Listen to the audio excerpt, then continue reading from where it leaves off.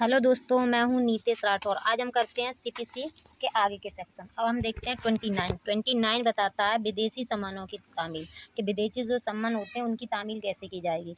तो इसमें पहला क्लॉज कहता है, इसमें ए बताता है भारत के किसी भी ऐसे भाग में स्थापित किसी सिविल या राजस्व न्यायालय द्वारा जिस पर इस संहिता के बंद का विस्तार नहीं है। मतलब भारत में किसी ऐसे स्थान पर कोई सिविल न्यायालय या राजस्व न्यायालय स्थित है जिसमें इस संहिता जो सीपीसी का उसका विस्तार नहीं है, तब हम क्या करेंगे। सेकंड बताता है किसी ऐसे सिविल या राजस्व न्यायालय द्वारा जो केंद्र सरकार के प्राधिकार से भारत के बाहर स्थापित किया गया या चालू रखा गया। मतलब ये भारत से बाहर कोई न्यायालय है वो। अब थर्ड बताता है भारत के बाहर के किसी अन्य ऐसे सिविल या राजस्व न्यायालय जिसके बारे में केंद्र सरकार ने राजपत्र में अधिसूचना द्वारा यह घोषित किया है कि उसे इस धारा के उपबंध लागू होंगे। तो हम वहाँ पर तामील कैसे करेंगे। तो ये कह रहा है वैसे ही आगे बताया गया वैसे ही तामील की जाएगी जैसे जैसे उन्हें भारत के न्यायालय ने ही जारी किया है। तो ये तामील की जाएगी, तो वो तामील कैसे की जाएगी, जैसे उन्हें भारत के न्यायालय ने ही जारी किया है। कोई अगर जैसे विदेश से सम्मन आया है तो फिर हम कैसे तामील की जाएगी। तो ऐसे तामील की जाएगी जैसे उन्हें भारत के न्यायालय द्वारा ही जारी किया गया है। तो इसका पूरा ये कहता है 29 एक मिनट। हाँ, तो 29 ये कह रहा है कि कोई विदेशी सम्मनों की तामील बता के विदेशी जो सम्मन आएंगे उनकी तामील कैसे होगी। तो इसमें बता दिया विदेशी सम्मन के बारे में। तो 3 पॉइंट दे रखे हैं। ये कह रहे हैं भारत के बाहर के न्यायालयों द्वारा निकाले गए कोई सम्मन है, तब हम कैसे करेंगे। तो कह रहा है ऐसे ही तामील की जाएगी जैसे उन्हें भारत के न्यायालय द्वारा जारी की गई हो। जो सम्मन है उनकी तामील कैसे की जाएगी, जैसे भारत के न्यायालय द्वारा ही जारी किए गए हों। अब आगे देखते हैं। अब ये बताता है प्रकटीकरण और उसके सदस्य बातों के लिए आदेश करने की शक्ति। तो ये बताता है डिस्कवरी के बारे में। तो इसे देखते हैं। ये कह रहा है ऐसी शर्तों और परिसीमाओं के अधीन रहते हुए जो विहित की जाए न्यायालय किसी भी समय या तो स्वप्रेरणा से या किसी भी पक्षकार के आवेदन पर, या तो न्यायालय को खुद लग रहा है तो न्यायालय अपनी स्वप्रेरणा से करेगा, या पक्षकार ने किसी पार्टी ने आवेदन किया है तो वो उसके व्याप पर। तो कह रहा है पहला क्लॉज कहता है ऐसे आदेश कर सकेगा जो प्रश्नों के परिधान और उनके उत्तर देने में दस्तावेज और तथ्यों की स्वीकृति से और दस्तावेज या अन्य भौतिक पदार्थों के जो साक्ष्य के रूप में पेश किए जाने योग्य हो, प्रकटीकरण निरीक्षण पेश किए जाने, प्रारूध किए जाने और लौटाए जाने से संबंधित सभी विषयों के बारे में आवश्यक या युक्त। तो ये कह रहा है कि अगर पहला पॉइंट ये कह रहा है कि अगर किसी ने आवेदन किया है या न्यायालय को खुद लग रहा है कि कोई डॉक्यूमेंट है, कोई वो दस्तावेज है, तो उसे क्या कर सकता है, प्रकटीकरण करा सकता है, निरीक्षण करा सकता है, पेश किए जाने के लिए बोल सकता है, प्रारूध कर सकता है, लौटा भी सकता है। तो सभी विषयों के लिए आदेश दे सकता है कौन, न्यायालय। अब इसका सेकंड पॉइंट कह रहा है ऐसे व्यक्तियों के नाम सम्मान निकाल सकेगा जिनकी हाजिरी या तो साक्ष्य देने या दस्तावेज पेश करने पूर्वोक्त जैसे अन्य पदार्थों को पेश करने के लिए अपेक्षित हो। तो क्या कर सकता है, जो किसी व्यक्ति को बुलाने के लिए सम्मान कर सकता है जिससे उन्हें लग रहा है कि इनकी हाजिरी आवश्यक है, तो ये भी कर सकता है। थर्ड बता रहा है यह आदेश दे सके कि कोई तथ्य शपथ पत्र द्वारा साबित किया जा सके। न्यायालय क्या कर सकता है, ये भी बोल सकता है कि जो ये तथ्य है ये शपथ द्वारा साबित किया जा सके। तो ये कह रहा है 30। तो ये कह रहा है, तो इसमें पूरा ये कह रहा है ये सेक्शन सीधा कि न्यायालय किसी भी समय सुप्रीना से या किसी पक्षकार के आवेदन पर, किसी पार्टी ने कोई एप्लीकेशन लगाई है उसके आधार पर किसी दस्तावेज वस्तु आदि को पेश करने के लिए, फिर बता रहा है ऐसे दस्तावेजों को सम्मान कर सकेगा। ठीक है, ऐसे व्यक्ति को सम्मान कर सके जिन्हें आवश्यक है। अगर उसे लग रहा है कि इसे आवश्यक है कि इसे हम सम्मान करके बुलाएं तो उन्हें सम्मान कर सकता है। फिर बता रहा है तथ्यों को शपथ पत्र द्वारा साबित करने का आदेश भी दे सकता है न्यायालय।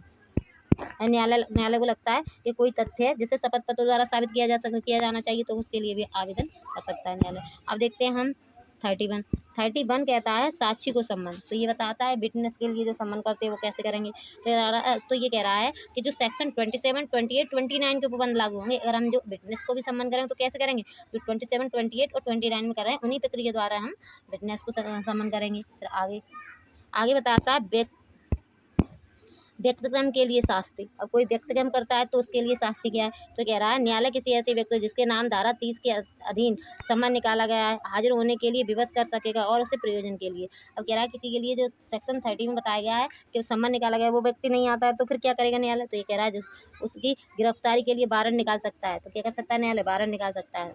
सेकंड बताता है उसकी संपत्ति को कुर्क कर सकेगा, विक्रय करा सकेगा। फिर बता रहा है उसके ऊपर 5,000 रुपये तक का जुर्माना लगा सकता है। फिर बता रहा है उसे आदेश दे सके कि वह अपनी उपसंजाति के लिए प्रतिभूति दे और व्यक्तिक्रम करने के उसके सिविल कारागार को सुपुर्द कर सकता है। तो क्या कर सकता है, सिविल कारागार में भी रख सकता है। तो ये बता रहा है 32 जिस व्यक्ति के नाम धारा 30 में सम्मान निकाला गया है, ठीक है, न्यायालय उसे हाजिर होने के लिए विवश कर सकेगा। और किस प्रकार कर सकेगा, तो ये पॉइंट दे रखे हैं। तो बता रहा उसकी गिरफ्तारी का वारंट निकाल सकेगा, उसकी संपत्ति कुर्की कर सकेगा, विक्रय कर सकेगा, 5,000 रुपये तक का जुर्माना लगा सकेगा और सिविल कारागार में निरुद्ध भी कर सकता है। अब देखते हैं आगे। आगे आता है निर्णय और डिग्री। तो ये बता रहा है निर्णय और डिग्री के बारे में। तो कह रहा है न्यायालय मामले की सुनवाई हो चुकने के पश्चात निर्णय सुनाएगा और ऐसे निर्णय के अनुसरण में डिग्री होगी। तो पहले ये कह रहा है कि अगर जो न्यायालय है मामले की सुनवाई के बाद निर्णय सुनाया जाएगा कि ये निर्णय निकला है, और निर्णय के अनुसरण में क्या बनाई जाएगी, वो डिग्री बनाई जाएगी। तो ये क्या कह रहा है सीधा सीधा कि जो सुनाया जाएगा, जैसे कोई न्यायालय मामले की सुनवाई हो गई, सुनवाई हुई तो न्यायालय को लगता है कि ये इसका निर्णय निकला है, तो उसे हम कहेंगे निर्णय। और उसके बाद उसके आधार पर जो एक डॉक्यूमेंट बनाया जाएगा उसे हम कहेंगे डिग्री। निर्णय के अनुसरण में डिग्री होगी। अब आ जाते हैं हम आगे।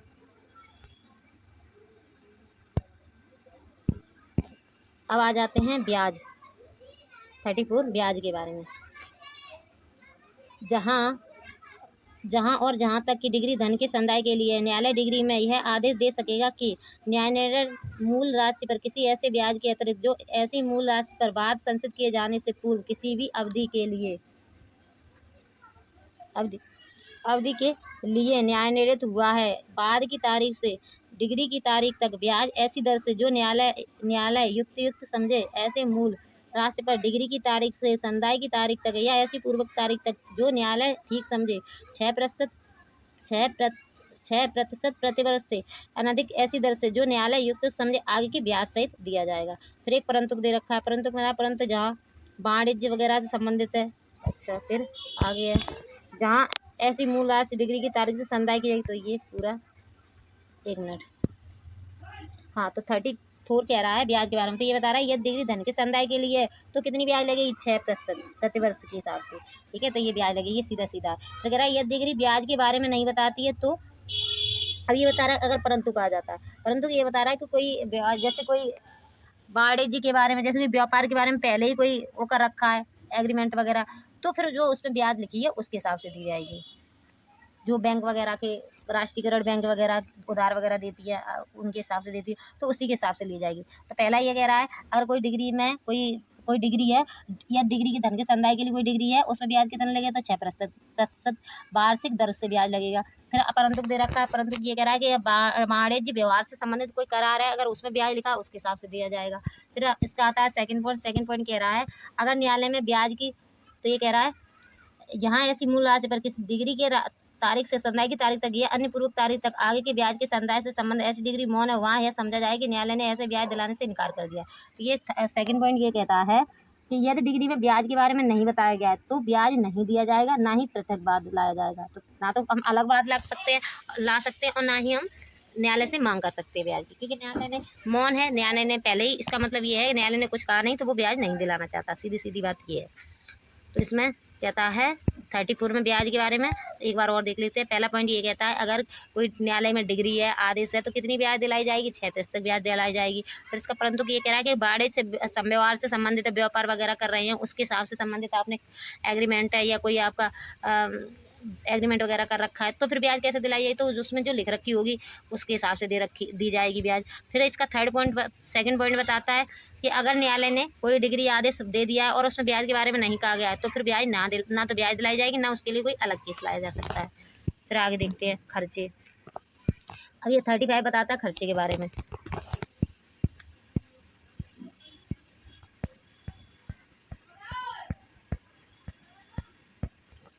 35 कह रहा है खर्चे। तो ये कह रहा है न्यायालय को किसी वाणिज्य विवाद के संबंध में तत्समय प्रबद्ध किसी अन्य विधि या नियम में अंतर्विष्ट किसी बात के होते हुए भी यह अवधारणा करने की विवेक अधिकार है कि क्या खर्चे एक पक्षकार द्वारा अन्य पक्षकार को संदेह है, उन खर्चों की मात्रा, उनका संदाय कब किया जाना है। तो ये बता रहा है खर्चे के बारे में कि बाद के खर्चे दिलाना न्यायालय, पहली बात तो ये जो बाद के खर्चे दिलाना न्यायालय के विवेक पर है, पहली बात।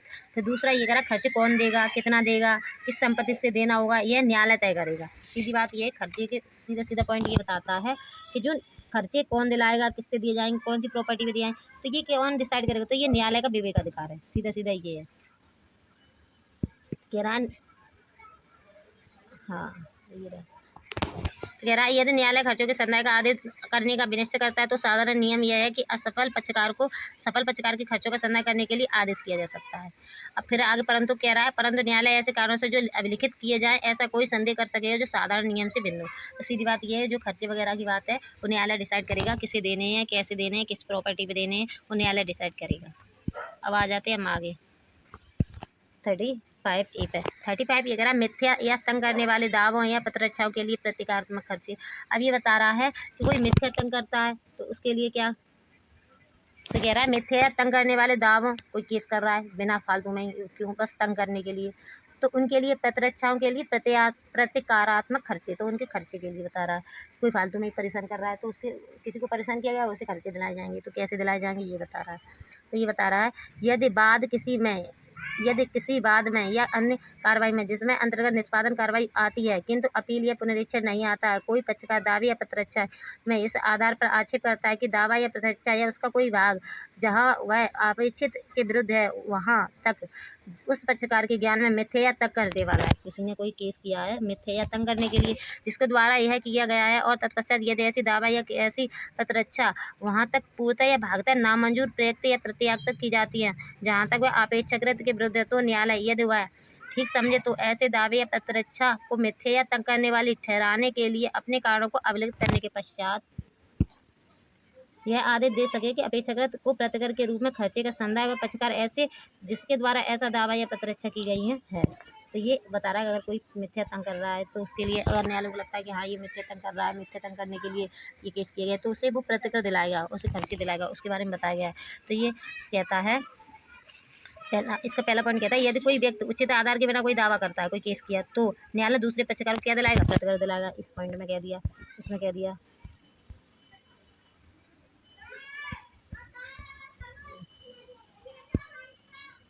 पॉइंट में कह दिया कि अगर कोई मिथ्या तंग करने के लिए केस किया गया तो फिर क्या करेगा न्यायालय, दूसरी पार्टी को जो उसके खर्चे हुए हैं, जो प्रतिकर हुआ उसको, उसे वो खर्चे दिलाएगा। अब आगे देखते हैं, आगे कह रहा है इसी में कह रहा है यदि पक्षकार न्यायालय में उपस्थित होता है, हाँ न्यायालय दूसरे पक्ष को प्रतिकर दिला सकेगा, अगर न्यायालय को लगता है कि पैसे दिला देना चाहिए तो वो दिलाएगा। यह अब ये कह रहा है कोई भी व्यक्ति जिसके विरुद्ध इस धारा के अधीन आदेश किया गया इस कारण से कोई छूट किसी ऐसे आपराधिक दायित्व से नहीं पाएगा जो उसके द्वारा किए गए किसी दावे या पत्रच्छा से संबंधित है। और जो कोई आपराधिक दायित्व से, उससे छूट नहीं मिलेगी, आपराधिक दायित्व का केस तो चलेगा, उसके लिए प्रतिकर वगैरह नहीं लगाया जाएगा। फिर थर्ड बता रहा है किसी मिथ्या या तंग करने वाले दावे या पत्रच्छा के संबंध में इस धारा के अधीन निर्णीत किसी प्रतिकर की रकम को ऐसे दावे या पत्रच्छा के संबंध में नुकसानी के प्रतिकर के लिए किए गए किसी पश्चात बाद में हिसाब में लिया जाएगा। अगर जो प्रतिकर दिला दिया जाएगा उसके बाद पूरा केस डिसाइड होगा तो उसमें सारे पैसे जो प्रतिकर में दिलाए हैं, मिथ्या तंग करने के लिए दिलाए हैं, तो वो क्या हो जाएंगे, वो हिसाब में ले लिए जाएंगे। तो इसे हम दोबारा देख लेते हैं 35A को। तो 35 ये कह रहा है मिथ्या या तंग करने वाले दावों या पत्रच्छाओं के लिए प्रतीकात्मक खर्चे। तो ये कह रहा है कोई अगर कोई किसी व्यक्ति को मिथ्या तंग करने के लिए कोई केस कर देता है तो फिर उसके जो दूसरी पार्टी है उसे न्यायालय क्या करेगा, प्रतिकर दिलाएगा। तो पहला पॉइंट ये कहता है यदि कोई व्यक्ति उचित आधार के बिना कोई दावा करता है तो न्यायालय दूसरी पार्टी है उसे क्या दिलाएगा, प्रतिकर दिलाएगा। इसी में ये बताया गया यह 3000 रुपये तक का हो सकेगा, जो प्रतिकर दिलाएगा तो कितना होगा, 3000 रुपये तक का हो सकेगा। यह न्यायालय की धन संबंधी अधिकारिता की रकम जो भी कम हो उसके हिसाब से हो सकेगा, फिर उतना ही हो सकेगा जितना न्यायालय की रकम से संबंधित है। हाँ कितना हो सकेगा, या तो 3000 रुपये तक का हो सकेगा या फिर न्यायालय की जितनी अधिकारिता है उसके हिसाब से हो सकेगा।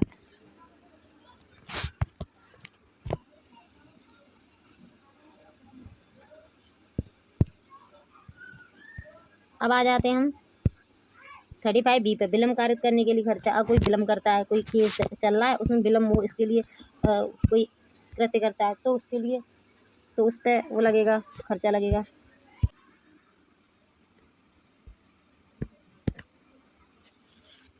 हाँ अब हम देखते हैं 35B विलम्ब कारित करने के लिए खर्चे।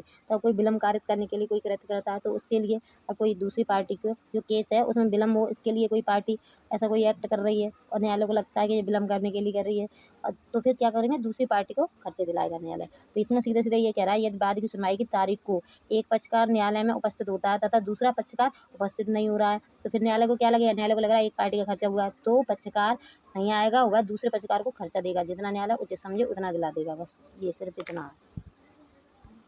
ये कह रहा है अगर न्यायालय में विलम्ब करने के लिए कोई कृत्य करता है तो न्यायालय क्या करेगा, दूसरी पार्टी को खर्चा दिला देगा। पता चले एक पार्टी आ रही है, एक पार्टी आई नहीं रही, तो जो नहीं आएगी वो क्या करेगी, खर्चा देगी दूसरी पार्टी को, क्योंकि वो दूसरी पार्टी तो आई थी। अब देखते हैं आगे आ जाता है पार्ट सेकंड। तो इससे 5 सेकंड को हम सेकंड वीडियो में करते हैं। Thank you.